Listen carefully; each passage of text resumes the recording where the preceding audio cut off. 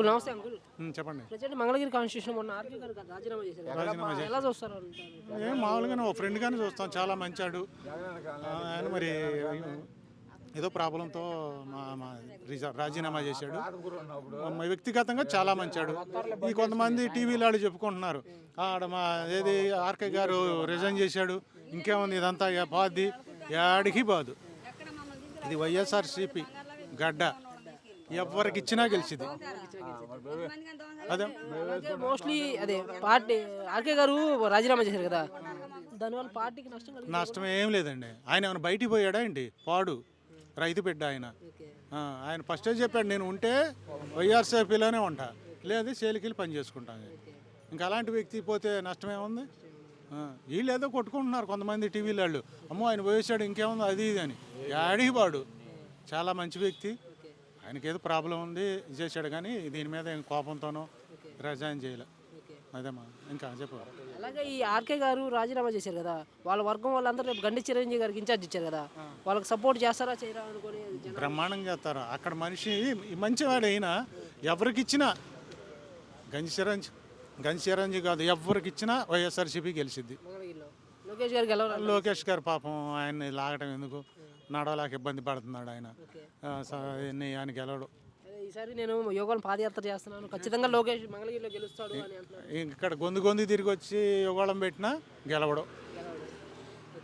గెలవడమ్మా. అలాగే ఇప్పుడు ప్రజెంట్ ఇక్కడ వైసీపీ పార్టీలో చూస్తుంటే ఎమ్మెల్యేలు రాజీనామా చేయడం కానీ సీట్లు మార్పిడి కానీ రేపు ఎలా ఉండిద్ది అంటారు రెండు ఎలక్షన్స్కి? ఇప్పుడు ఈయన మార్చినా మళ్ళీ మామూలుగానే అందరూ ఎవరికి ఇచ్చినా వస్తాడని చెప్పేసాగా. అలా వీళ్ళు ఏదో చిన్న చిన్నవి ఉన్నాయి మామూలే. ఎవరు ఎమ్మెల్యేలతో సంబంధం లేకుండా జగన్ గారు గెలుస్తారంటారు? అసలు ఎవరికి ఇచ్చినా. ఇప్పుడు ఆర్కే గారు వచ్చి మళ్ళీ ఎక్కడే వర్క్ చేస్తాడు. ఆయన ఏం బయటికి పోయే వ్యక్తి కాదు. బయటికి పోయి ఏదో చేసే మనస్తత్వం కూడా కాదు ఆయనది. నాకు తెలుసు, ఆయన అమ్మడి తిరుగుతూ ఉంటాం పద్దాగా. ఆయన మనస్తత్వం మాకు తెలుసు. అదేమ్మా. అలాగే రేపు ఎలక్షన్స్లో లోకేష్ ప్రభావం పెద్దగా ఉంటుంది. పాపం ఆయన పిచ్చుకున్నాడు, ఏదో రోడ్లు ఎమ్మడి తిరుగుతున్నాడు, చేదిద్దాం ఏమీ కాదు. వాళ్ళు ఇన్ని కోట్లు ఖర్చు పెట్టుకున్నా కాదు.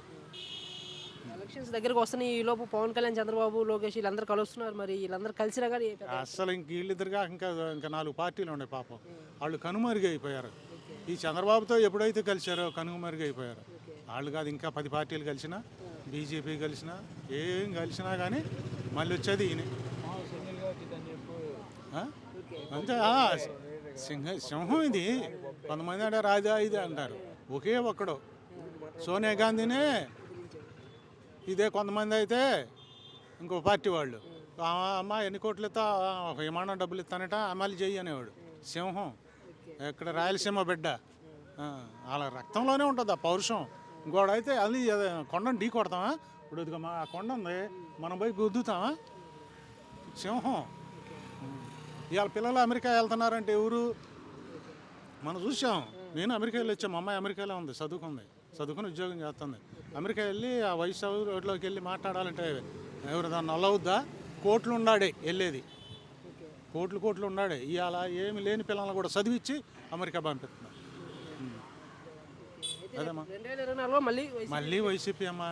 గుర్తుపెట్టుకో, నా పేరు బిఎన్ రెడ్డి. నేను మళ్ళీ నువ్వు ఎక్కడ ఉన్నా ఫోన్ చేసినా నేను వస్తానే ఉంటాను.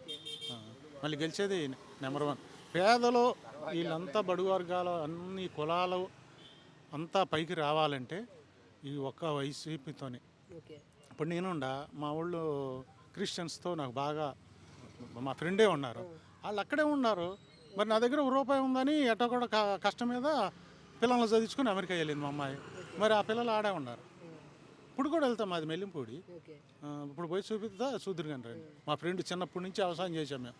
పాపం వాళ్ళ పిల్లలు అట్టాకి పనులు చేసుకుంటున్నారు.